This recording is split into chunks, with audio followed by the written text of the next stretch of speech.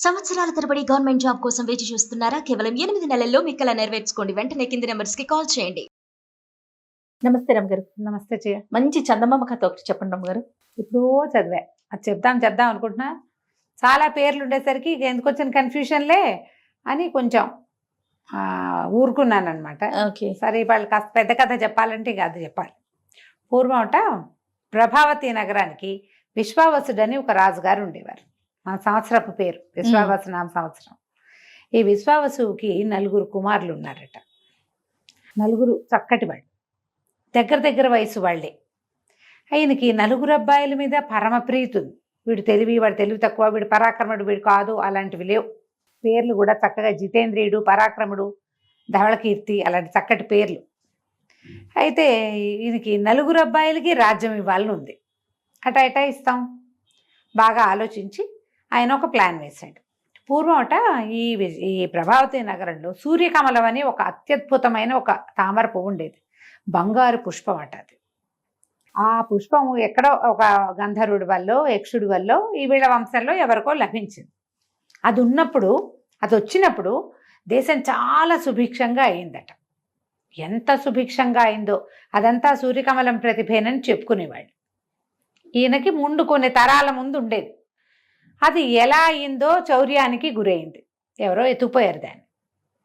ఆ సూర్యకమలం ఉంటే మన దేశం ఇంకా బాగుంటుందన్న ఫీలింగ్లో వీళ్ళంతా ఉండేవాళ్ళు. ఇప్పుడు ఈయనేం చేశాడు, ఈ ఎవరో ఎత్తుకుపోయిన సూర్యకమలాన్ని సంపాదించిన కుమారుడికి రాజ్యం ఇస్తానని పెట్టాడు. సూర్యకమలం వస్తే రాజ్యానికి కూడా మంచిదే, అత్యంత అవసరమైంది. అది ఎవరు తెస్తే వాడే రాజు. అబ్బాయిలు కూడా దానికి ఒప్పుకున్నారు. ఒప్పుకుంటే సరే, తలా ఒకవైపుకి వెళ్ళారు. ముందు పెద్దవాడి సంగతి చెప్తాం. జితేంద్రియుడు ఇతను ఏం చేశాడట, వెతుక్కుంటూ వెళ్ళాడు. తూర్పు వైపుకి వెళ్ళాడు. అయితే అతనికి ఏం తెలిసింది, ఈ తూర్పు నుంచి ముందుకి కొంచెం సముద్రం దాటి ప్రయాణిస్తే ఉన్న దీవుల్లో ఒకప్పుడు సూర్యకమలం ఉండేదని ఒక వార్త. మామూలుగా ఊళ్ళల్లో మాట్లాడుకుంటుంటే ఆ దేశం సుభిక్షంగా ఉంది, ఈ దేశం సుభిక్షంగా ఉంది, ఏదైనా ప్రత్యేక శక్తులు ఉన్నాయా మాట్లాడుకుంటారు ఊళ్ళల్లో. మనం రాజకీయాలు మాట్లాడటల్లా ఇప్పుడు. అప్పుడు ఇలాంటి ప్రత్యేకమైన విషయాలు ప్రశంసకు వచ్చేవి, ప్రస్తావనలు వచ్చేవి. సరే, ఈ ప్రశంసా ప్రస్తావన అతను వినగా అవేవో దీవులు ఉన్నాయి, జంట దీవులు పక్కన. ఆ దీవుల్లో ఒక దాంట్లో ఈ సూర్యకమలం ఉందని ఒక వార్త. ఇతను అదేమిటో చూద్దామని ఆ దీవులకి వెళ్ళాడు. ఇతను దిగాడు పడవ. ఊళ్ళోకి వెళ్ళేసరికి అతనికి ఏమి ఎదురైంది, ఒక పెద్ద ఏనుగు. అది ఒక దండ పుచ్చుకుని నడుస్తుంది. దాని వెనకాల పెద్ద సమూహం ఉంది. వెనకాల రథము, ఛత్రచామరాదులు పట్టుకుని మంత్రులు, సామంతులు అంతా నడిచొస్తున్నారు.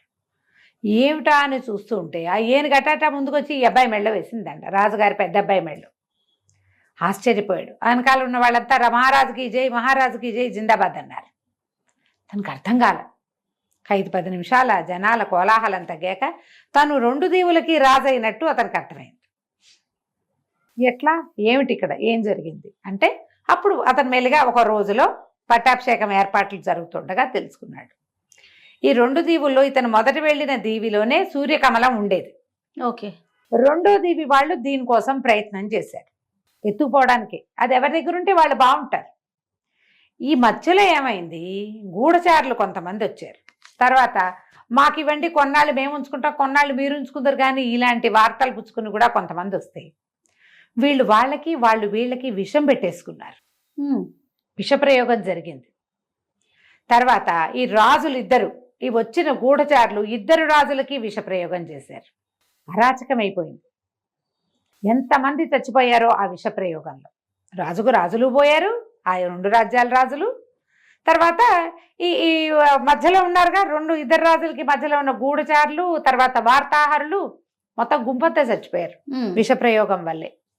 దాంతో 2 దీవుల వాళ్ళు మాట్లాడుకుని, మనం ఇట్లా అరాచకమైపోయాం, ఈ సందట్లో, ఈ గొడవలో, ఈ మరణాలు, ఎవరికి ఏం చేశారు, ఈ న్యాయ విచారణలు, ఈ సందట్లో సూర్యకమలం పోయింది.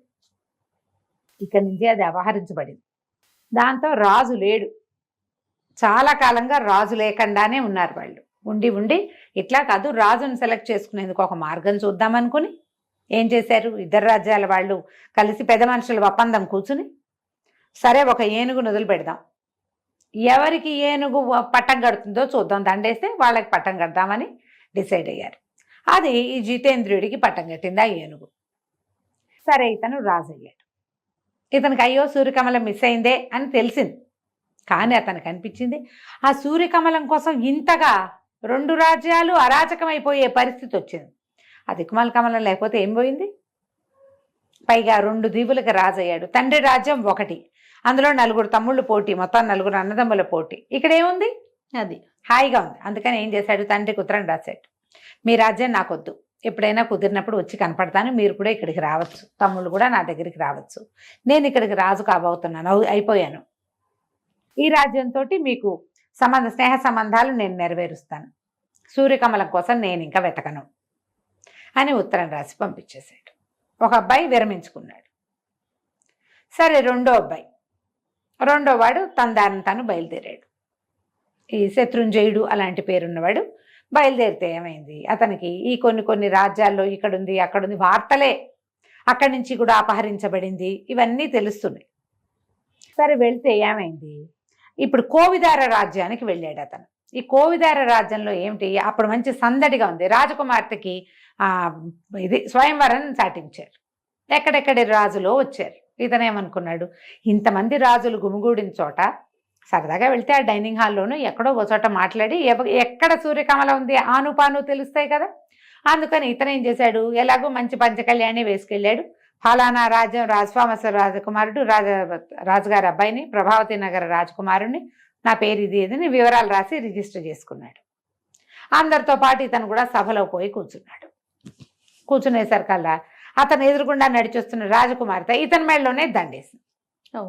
కోవిదార రాజుగారికి అసలు మగపిల్లలు లేరు, ఉన్నది ఒకతే కూతురు. ఆ అమ్మాయిని ఎవరు పెళ్లి చేసుకుంటే వాడే కోవిదారకి రాజు. పెళ్ళైపోయింది, రాజు అయిపోయాడు. ఇతను కూడా అప్పుడు ఈ వచ్చిన జనాలందరి దగ్గర వార్తలు ఎలా విన్నాడంటే, ఒక్కొక్క రాజ్యంలో హత్యలు, ఇంకొక రాజ్యంలో దొంగతనాలు, ఒక చోట డేకాయితీలు, సూర్యకమలం కోసమే ఈ గోలంతా. కానీ ఇతనికి కోవిదార ప్రభావతి కంటే పెద్ద రాజ్యం, ప్రభావతి రాజ్యం కంటే పెద్దది. ఎందుకు, అక్కడ 4 పోటీ అయ్యాం, ఇక్కడ ఎవరు లేరు, ఈ రాజుకు నేనే అల్లుణ్ణి, నేనే రాజు. అందుకని తండ్రికి ఉత్తరం రాశాడు, నేను ఇక్కడ ఇంకా నేను వెతకను, పైగా ఈ సూర్యకమలం మీద ఎటువంటి మంచి వార్తలు లేవు, నేను విరమించుకుంటున్నా అనేసరికి సరే ఇక ఊరుకున్నారు. ఇక 3వ అబ్బాయి ఇతను అలా బయలుదేరాడు దక్షిణం వైపుకి. వెళ్తే అతనికి ఎట్లా తెలిసింది, ఈ రాజ్యంలో ఉన్నది అని ఒక వార్త ఉంది. అదేదో ఒక కొండలాగా ఉంది. ఆ రాజ్యానికి వెళ్ళే దారిలో ఒక కొండ ఉండి దాని నుంచి కుడి మలుపుకి తిరిగితే రాజ్యంలోకి వెళ్తాం. రాజ్యం వైపుకు వెళ్ళే దారులు నిరామయంగా ఎవ్వరూ లేనట్టుగా చెట్లు ఉన్నాయి, కానీ అసలు ఎలా ఉందంటే అది పాడుకొట్లాడుకుంటున్నట్టుంది. కొండ ఏదో కనపడుతోంది. తీరా దగ్గరికి వెళ్తే తెలిసింది అతనికి అది పూర్తి కొండ, అదొక సువర్ణ భూమి. ఆ రాజ్యం పేరు రియల్లీ బంగారు కొండే ఉంది. అక్కడున్న రాయి రప్ప అంతా బంగారమే. ఆశ్చర్యపోయాడు. ఒకటి ముట్టుకుని చూస్తున్నాడు రాళ్ళని, ఒక చిన్న రాళ్ళు అంటే ఏరు చూస్తున్నాడు. అతనికి ఏమనిపించింది, ఎవరో తనని తోసినట్టు, తనని వీపుని మీద ఎవరో ముట్టుకున్నట్టు అనిపించింది. మనం ఒంటరిగా ఉన్నప్పుడు వెనక నుంచి చెయ్యేస్తే అదిరిపాటు వస్తుంది కదా, అదిరేసరికల్లా ఇతను ఏం చేశాడు, అతనికి సహజంగానే కొంచెం పరాక్రమశాలి. అతను నడువుకి పట్టాకి కత్తి, ఎప్పుడైతే ఉలిక్కి పడ్డాడో గబుక్కున కత్తి తీశాడు. కత్తి తీసి కత్తిని అటు ఇటు గబగబా తిప్పేశాడు. తిప్పేసరికల్లా పెద్ద కేక వినపడింది. తీరా చూద్దును కదా, అతను చూసేసరికి ఒక రాక్షసుడు కత్తి దెబ్బ తగిలి పడిపోయి ఉన్నాడు. అతనే వీడిని ముట్టుకున్నాడు వెనక నుంచి. ఎప్పుడైతే ఈ కత్తి దెబ్బ తగిలి పెద్ద కేక పెడుతూ పడిపోయాడో, అతని నెత్తి మీద నుంచి ఒక మూలిక లాంటిది, అది ఇట్లా కుప్పెలాగా కడతారు చూడు ఆయుర్వేదం వాళ్ళు, ఆ కుప్పె కింద పడింది. ఆ కుప్పెని చూశాడు, ఏమిటి పడింది, ఈ పడిన వాడెవడో అతనికి అర్థం కాల. ఈ లోపల దూరంగా ఉన్న ఆ చెట్లు అని ఏదో ఖాళీగా ఉన్నట్టుందో, దాని వెనకాల కొంతమంది మనుషులు ఉన్నారు. వాళ్ళు పెద్దగా కేకలు పెడుతూ మహారాజుకి జై జై జై అని నడుచుకుంటూ వచ్చారు. వచ్చేసరికి ఆశ్చర్యపోయారు, ఏమిటి మహారాజు అంటున్నారు ఏమిటి, నేను మహారాజునేమిటి, నేను మహారాజును గాను, నేను వేరే రాజ్యపు రాజకుమారిని. ఇక్కడికి వచ్చేసరికల్లా వీడెవడో నాకు కత్తి తగిలి పడిపోయాడు. ఆ తగిలిన దెబ్బ వాడికి ఇట్లా పొట్ట మీద నుంచి ఇలా తగిలేసింది. దాంతో వాడు మరణించాడు. రక్తం వస్తే చచ్చిపోతాడు అంతే. ఇంక వాళ్ళందరూ అన్నారు, బాబు మీకు తెలియదండి, వీడి వల్ల మేము చాలా అవస్థపడుతున్నాము అనేసరికి ఏమిటి వీళ్ళ కథ అంటే, ఆ పక్క రాజ్యం ఎక్కడి నుంచో వీడు ఒక బంగారు కమలని తెచ్చుకున్నాడు. వాడికి అదృశ్య గుటిక ఉంది వాడి దగ్గర. వాడి నెత్తి మీద నుంచి పడిన కుప్పే అది నెత్తి మీద పెట్టుకుంటే ఎవరికి కనపడరు. వాడు అది పెట్టుకుని ఈ రాజ్యంలోకి ప్రవేశించాడు. వీళ్ళకి ఉన్న ఒకే ఒక్క డబ్బు వచ్చే సాధనం ఈ బంగారు కొండ. ఆ రాజ్యంలో ఇంకేం లేదు. ఆ బంగారపు రాళ్ళు రప్పలు పక్క రాజ్యాల్లో అమ్ముకుని వీళ్ళు సామాన్లన్నీ తెచ్చుకుంటారు. అక్కడ పంటలు పండవు. వాళ్ళకు ఉన్నది ఒకే ఒక ఆస్తి ఈ బంగారు కొండే. వాడు ఈ బంగారు కొండను ఆక్రమించుకుని కూర్చుని ఉన్నాడు. వాడు పరాక్రమశాలే కాదు, రెండోది అదృశ్యమైపోగలిగే శక్తి ఉంది వాడికి. ఎవరు కనపడ్డా వాళ్ళని విరుచుకు తిన్నాడు వాడు. ఒక దశలో రాజుగారిని కూడా విరుచుకు తినేశాడు. మా రాజ్యానికి రాజే లేడు. ఎప్పుడు కావాలంటే అప్పుడు ఊళ్ళోకి వచ్చి ఎవరిని పడితే వాళ్ళని తినేస్తాడు. ప్రజలు కూడా బయటికి రాకుండా తలుపులు వేసుకుని బతుకుతున్నాం, బిక్కుబిక్కుమంటూ మేము నిరుపేదలుగా ఉన్నాం, ఏమీ లేదు మా దగ్గర. ఏదైనా చేయాలంటే ఈ కొండలో నుంచి కొన్ని ముక్కలు కొట్టుకుని వెళ్ళాలి.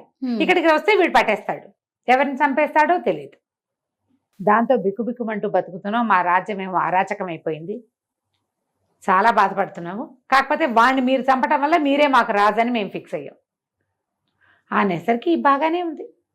అతనికి అనిపించింది, ఏమిటి సూర్యకమలం దీని దుంపదేగా, ఎక్కడికి వెళ్ళినా ఇలాగే ఉందే, వీడి దగ్గర సూర్యకమల ఉందా అంటే ఏమో అది తెలియదు. సరే ఏమైంది, అతను ఈ సువర్ణ భూమికి రాజు అయిపోతున్నాడు. మూడో అబ్బాయి, ఈ ఆఖరివాడు శృతకీర్తి అతని పేరు. ఇతను అన్ని పక్కలకి తిరిగాడు. ఇక్కడ రాజ్యానికి దిగిన మూడో రాజకుమారుడు కూడా తండ్రికి ఉత్తరం రాశాడు, సువర్ణ భూమికి రాజు అవుతున్నాను నేను, నాకు ఇంకా దీని మీద ఈ కమలం మీద స్వర్ణకమలం మీద ఆసక్తి లేదు, సూర్యకమలం మీద నేను దానికోసం ప్రయత్నం చెయ్యను, చిన్నవాడితో చేయించుకోండి అనేసరికి ఇక చేసేదేముంది.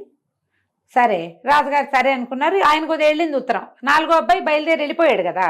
అతను అన్ని ఊళ్ళల్లో కనుక్కుంటూ ప్రతి ఊళ్ళోనూ ఈ సూర్యకమలం వల్ల జరిగిన అరాచకము, జరిగిన ఇబ్బంది అవి వింటూ వచ్చాడు. ఇవి ఒక రాక్షసుడు ఎవడో ఎత్తుకుపోయాడని సువర్ణ భూమికి కూడా వచ్చాడు. చివరికి అక్కడికి వస్తే ఏం తెలిసింది, తన అన్నే రాక్షసుని చంపాడని, ఇక్కడ రాజు అవబోతున్నాడని తెలిసింది. అన్నయ్య దగ్గరికి వెళ్ళాడు. వెళ్ళేసరికల్లా అన్నయ్య అడిగి, ఎత్తుకొచ్చిందిరా, మేము ముగ్గురం 3 చోట్ల ఉన్నాం, నువ్వు ఇంటికి వెళ్ళిపో హాయిగా, ఆ రాజ్యం నీదే, మాకు అక్కర్లా. పెద్దన్నయ్యలకి ఇద్దరికి వద్దు, చెరుకో రాజ్యం ఉంది, పెద్దవాడికి 2 దీవులు ఉన్నాయి, రెండో వాడికి కోవిదారు ఉంది, నాకేమో సువర్ణ భూమి దొరికింది, ప్రభావతి నగరాన్ని నువ్వే పరిపాలించుకో, ఈ సూర్యకమలాన్ని వెతకడం మానేసేయి అన్నాడు. అంటే ఇతనికి నచ్చల, శృతకీర్తికి నచ్చల, ఆఖరి అబ్బాయికి. కాదు నేను వెతకాల్సిందే, ముందు అసలు అది ఎక్కడుందో తెలుసుకొని అనేసరికల్లా ఈ అన్నగారు ఏమన్నాడు, ఆ మూడో అబ్బాయి తన దగ్గర ఉన్నటువంటి అదృశ్య గుటిక ఉంది కదా, అది నెత్తి మీద పెట్టుకుంటే ఎవరికి కనపడకుండా ఉండొచ్చు, నీకేమైనా ఉపయోగపడుతుందేమో ఇది తీసుకోమని చేతిలో పెట్టాడు. అది పుచ్చుకుని ఈ సూర్యకమలం గురించి జాడలు తీస్తూ ఈ అబ్బాయి ఒక నగరానికి చేరాడు.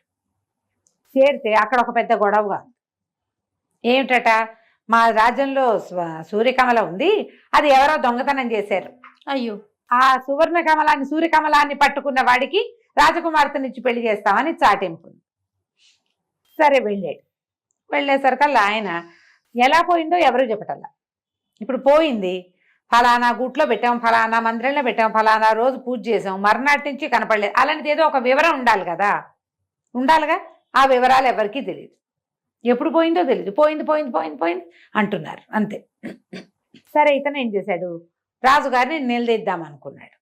వెళ్ళి అడిగేసరికల్లా రాజు అన్నాడు, అదేమిటి ఆ వివరాలన్నీ నీకెందుకు చెప్తాను, నేను అసలు నువ్వే దొంగతనం చేసిన ముఠాలో వాడివేమోనని నాకు అనుమానంగా ఉంది అనేసరికి ఇతనికి పోట్లాడాడు. మీ అమ్మాయిని పెళ్లి చేసుకోవడానికి రాలేదండి, మా సొంత రాజ్యం ఉంది మాకు, మేము 4 బయలుదేరాం, మా అన్నయ్యలు 3 చోట్ల ఉన్నారు, నేను దాన్ని జాడలు తీస్తూ వచ్చాను, అసలు అది మొట్టమొదట మాకు చెందింది, మా వంశంలో మా తాత ముత్తాతల నాడు గంధర్వుడి నుంచి మాకు దొరికింది, లెక్క ప్రకారం అది మాది, దీనివల్ల ఎన్ని అనర్థాలు జరగచ్చో నేను అన్ని చోట్ల వినొచ్చాను. మరి 3 అన్నయ్యలది చూశాడు కదా, అన్ని రాజ్యాల్లోనూ విన్నాను నేను, నాకంతే ఎక్కువగా ఎవ్వరికీ తెలీదు అది ఎన్ని చేతులు మారిందో.